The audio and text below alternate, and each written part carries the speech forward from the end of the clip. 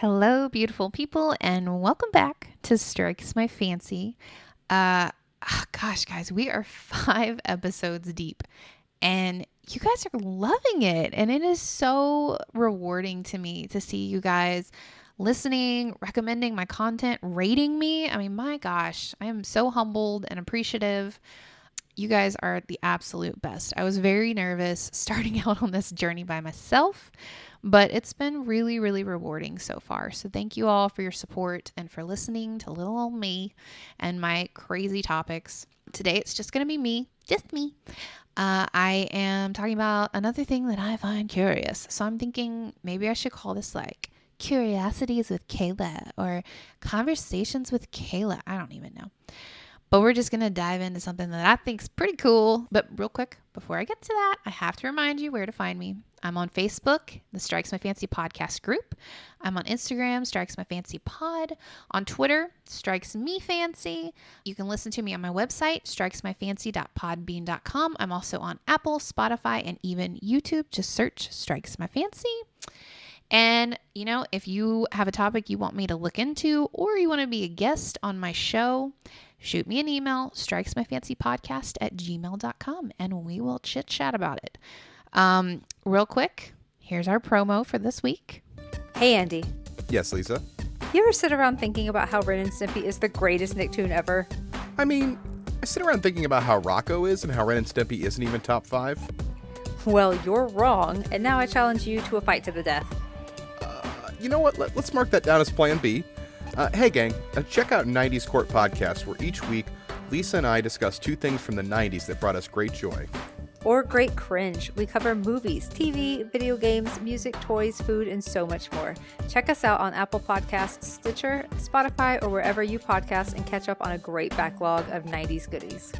And be sure and follow us on Facebook and Twitter at 90s Court, because it's 90s Court, and that means that you, the jury, decide who wins each week. And if this podcast thing doesn't work out, I can always just murder Andy. Please listen. Okay, so what are we talking about today? What are we going to dive into that crazy Kaila thinks really cool? Okay, so I heard of this concept last year. And okay, first of all, you guys need to know I am like an eternal hopeless romantic. Like, I love romantic films, rom-coms. I mean, that's like the thing I own the most of. Like, my rom-com collection is a little out of control. I love stories about love. I love watching people fall in love. I love watching people feel complete and whole and happy. It's all I could ever want for someone. I've been obsessed with it for as long as I can remember. It's almost like an addiction. I read romance novels, of course, but they're like the good ones that actually have a story and not just like erotic scenes because, you know, standards. So the concept that I heard last year that has just amazed me was the idea of twin flames. And as I started exploring the concept of twin flames, I kind of realized I was going to have to look into soulmates as well. And even further, life partners. Okay. So this was something that when I was doing Good Luck Sleeping, we kind of came across because we talked about reincarnation in an episode.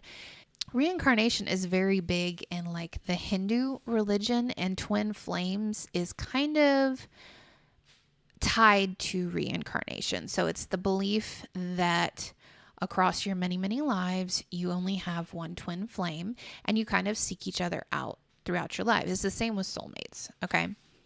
So I looked up where the idea of twin flames even came from. It actually started with little old Plato. He, I guess, created the Symposium, and he presents the theory of twin flames as Aristophanes. And I'm going to tell you a little tale because it was told to me in a little tale, and I thought it was very tragic, but still, it's a tale. So let's go down a journey together. So he explains the original humans had 4 arms, 4 legs, a single head with 2 faces, and 2 sets of genitalia. Sorry, I don't know why I whispered that. These humans had great power, and the gods became jealous, as they do. They decided to split these original humans up, which would separate them so it wouldn't make them as powerful, but it would also double the amount of them that were out there, which gave the gods extra energy. So Zeus split them apart.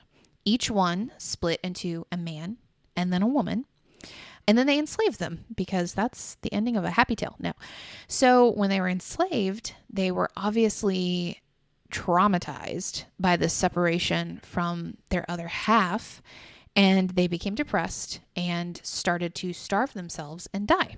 And the gods were like, great, what are we going to do now? So they knew that they had to do something because their source of energy was just going to die off. So Apollo began to sew each human up to make it look like they had their other half. And the belly button was the only remnant that showed that there was somebody else that they had been attached to. It was like the only thing showing that they were missing anything. So then the twin flames were forever cursed to search each other far and wide across the universe and each life until they found each other. It's a charming little tale.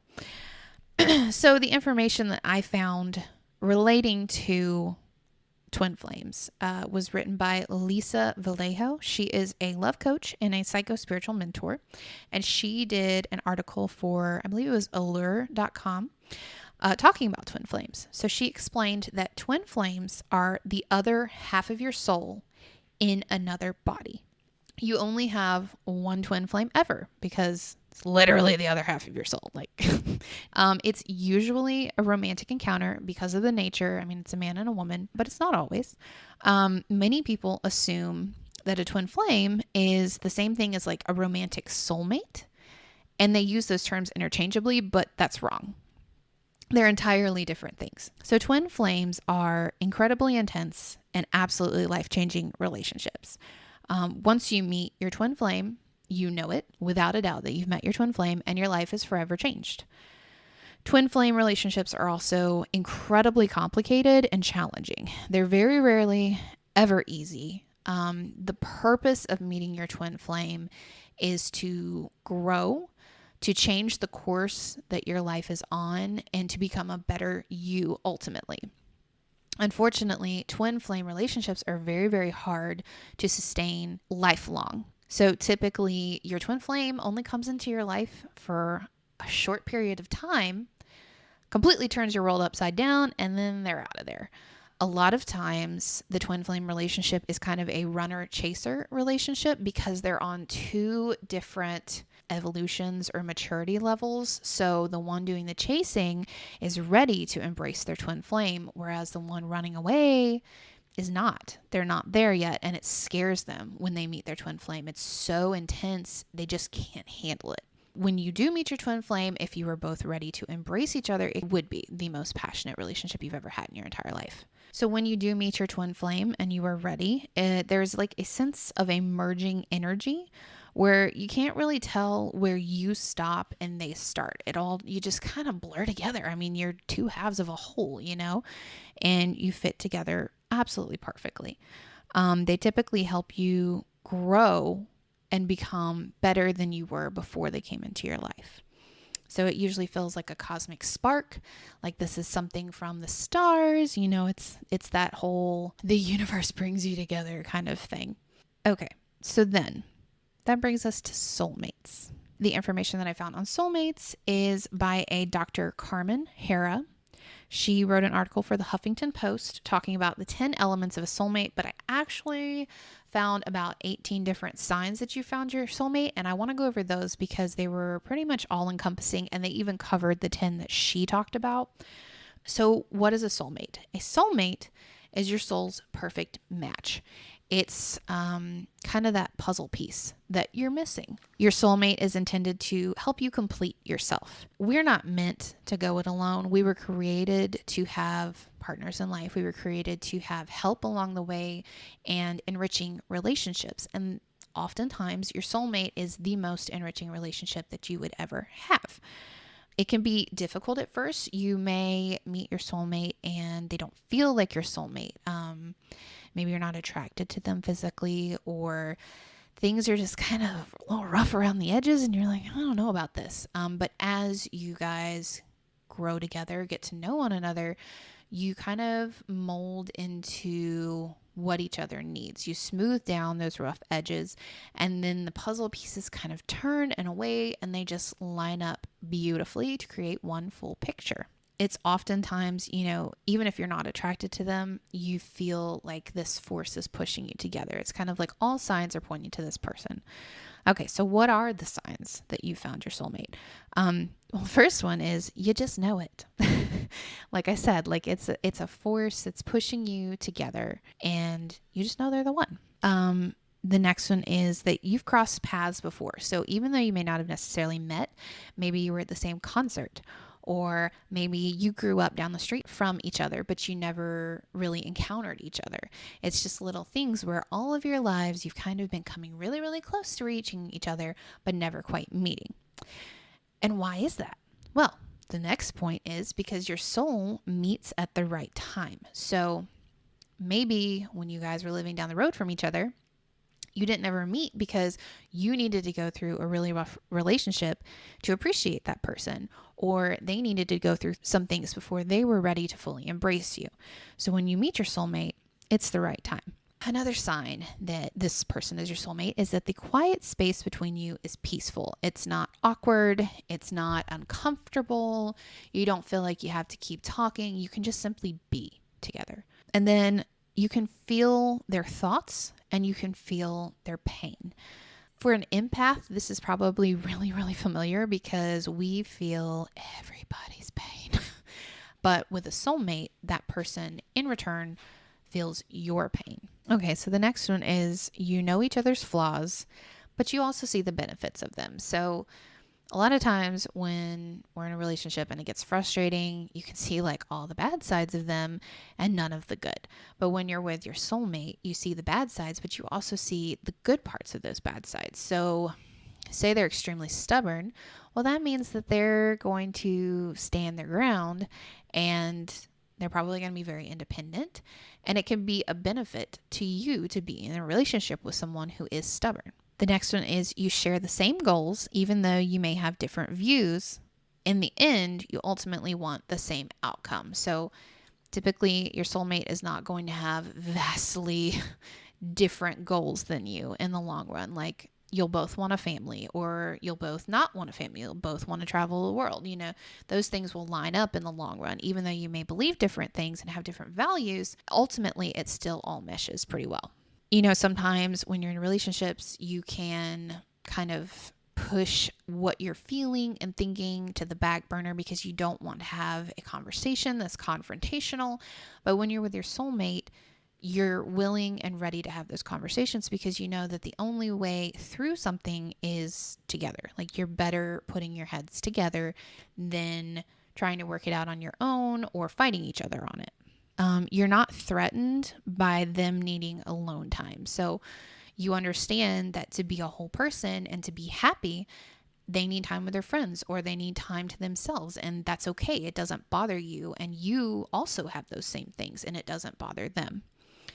In addition, you don't experience jealousy because, there may be a hot girl or a hot guy, but that person knows that you're the only person they'd ever want and vice versa. So you don't have to be jealous.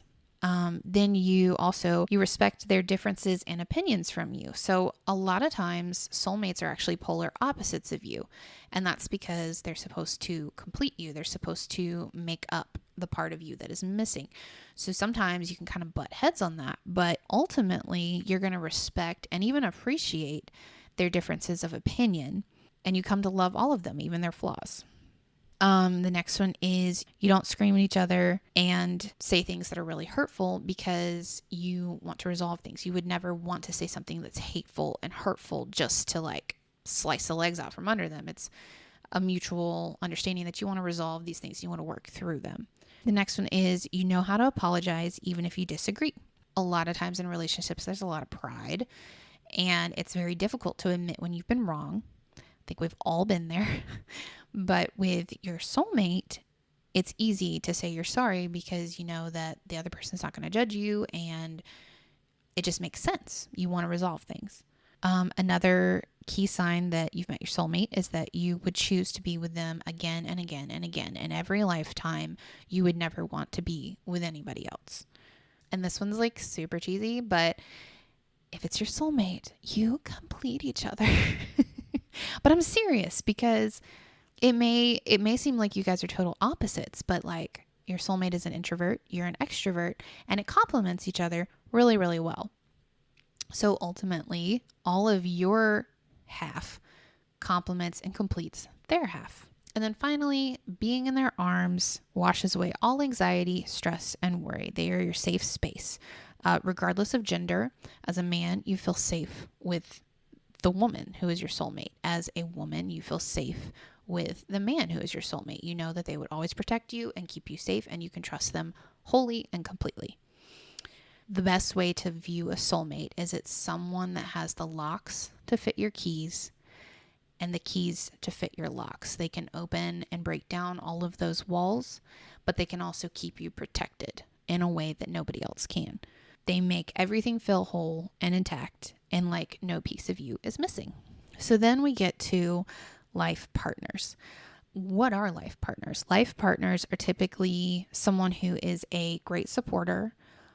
They often become lifelong companions, even though it's not necessarily the right thing. They typically support you a lot, but they lack what it takes to enrich your soul like a soulmate would.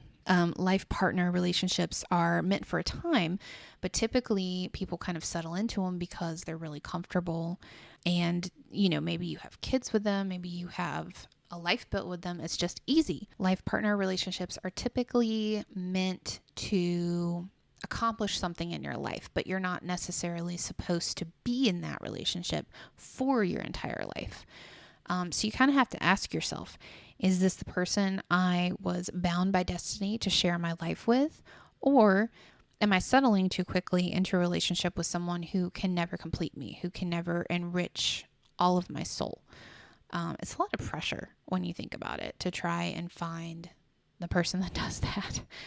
So let's talk about reincarnation then. I mean, that's kind of how all of this comes together anyway.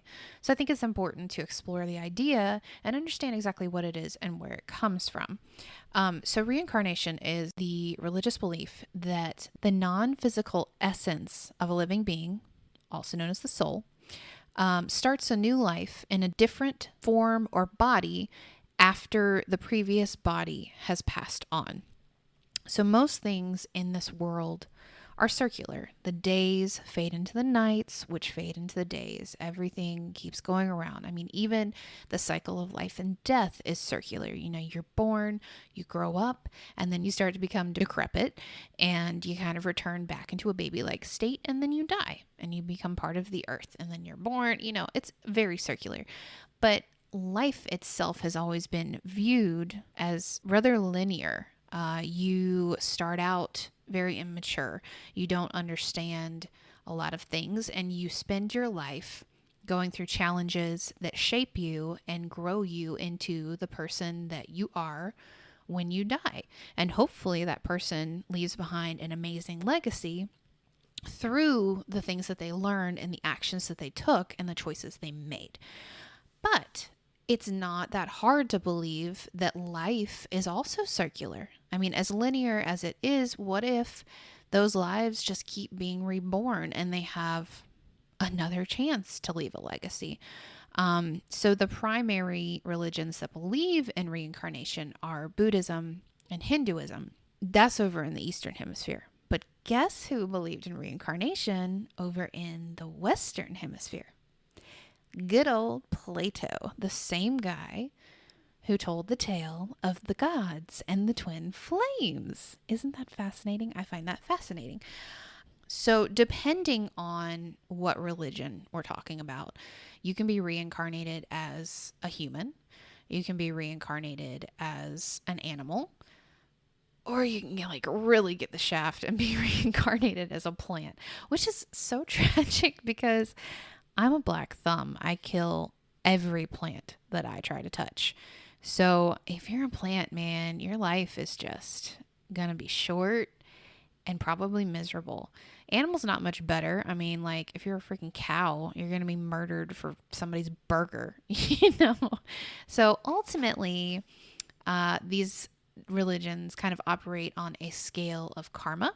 So the more good deeds you do in your life, then the next life you'll have more karma and you'll get reincarnated into something better. And the idea is to keep trying, keep working on, getting that karma, the good karma, and eventually ascending into a heavenly being where you're not reincarnating anymore. You've reached the top. It is believed to be kind of the path to purity and salvation. So you just keep learning these life lessons over and over and over. You become better and better and better. You earn more and more karma, and bam, you get your eternal reward, which is basically freedom, I guess, from the life cycle. So what proof do we have that reincarnation exists? Well, there's actually been quite a lot of stories of people who claim to be reincarnated, and it's kind of hard to argue with a lot of them. So I collected 3 that I thought were incredibly cool and very convincing. So you listen to them and tell me what you think. Erica Ruhlman often laughed off her 5-year-old son Luke's odd tendency to call toys and objects Pam. She was also unconcerned by his comments about having once been a girl. He would say he had black hair when he was a girl, or that he wore the same earrings as his mom when he was a girl. And out of curiosity, Erica eventually asked Luke who Pam was. I was, he said. Well, I used to be, but I died and I went up to heaven. I saw God, and then eventually God pushed me back down, and when I woke up, I was a baby and you named me Luke. After pressing him for more details, Luke told his mother he lived in Chicago, took the train a lot, and had died in a fire. After mentioning his death, Luke made a hand motion indicating someone jumping out of a window. When Erica punched the information into a search engine, she discovered a news story about a fire in the Paxton Hotel in Chicago. In March of 1993, 19 people had died in a fire at the building, and a woman, Pam Robinson, perished when she had to jump out of the window.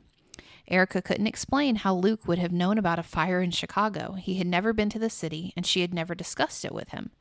While the haunting story of Pam Robinson could make a coincidence, it was enough to make Erica believe. On to the next. Shanti Devi of Delhi, India, was born in 1926 and barely talked until she was 4 years old.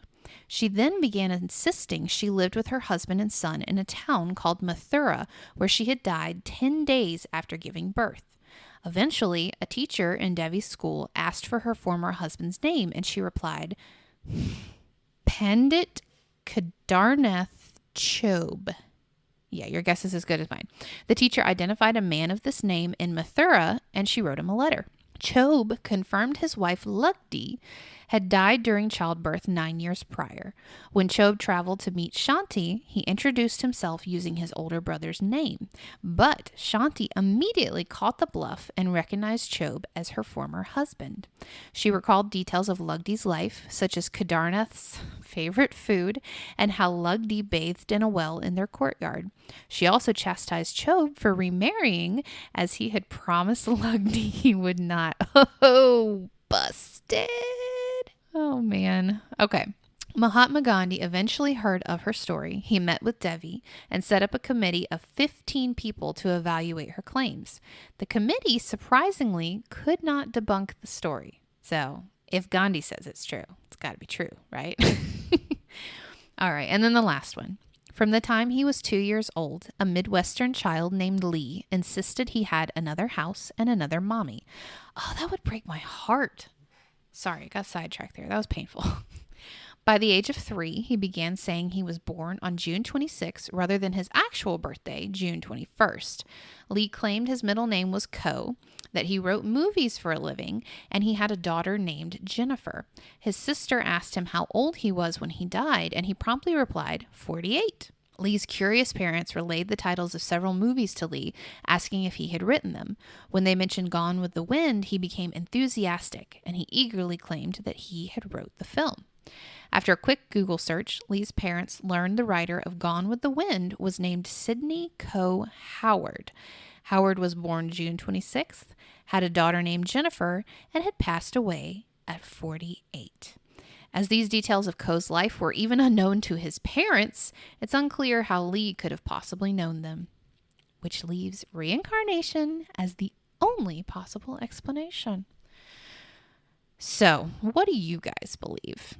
I know that this brings in religion, and I don't typically like to focus on it, but when I'm exploring, an idea and a topic, I need to understand the background, and I feel it's important to present that as a whole picture so that you can kind of decide what you believe or what you think for yourself. So please don't take this as me pushing anything on anybody. This is just, there is a gnat flying around my head. Go away.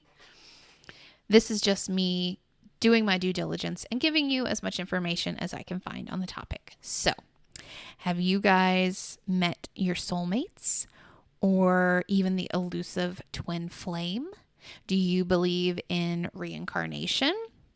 Or have you lived a past life and you remember it?